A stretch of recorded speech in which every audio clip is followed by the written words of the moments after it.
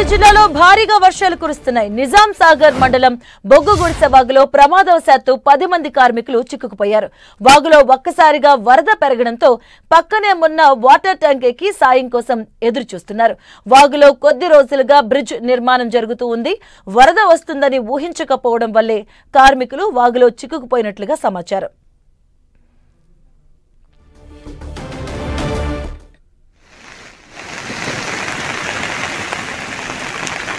కామారెడ్డి జిల్లాలో వర్షం బీభత్సాన్ని సృష్టిస్తూ ఉంది. బ్రిడ్జ్ నిర్మాణం కోసం పనిచేస్తున్నటువంటి కార్మికులు ఆ వరదలో చిక్కుకున్నటువంటి విజువల్స్ మనం చూడొచ్చు. బొగ్గు గుడిసె వాగులో 10 మంది కార్మికులు చిక్కుకున్నట్టుగా తెలుస్తూ ఉంది. గత కొద్ది రోజులుగా అక్కడ బ్రిడ్జ్ అయితే మరమ్మతులు కొనసాగుతూ ఉన్నాయి. వాటర్ ట్యాంక్ పైకెక్కి సాయం కోసం ఎదురు చూస్తూ ఉన్నారు కార్మికులు.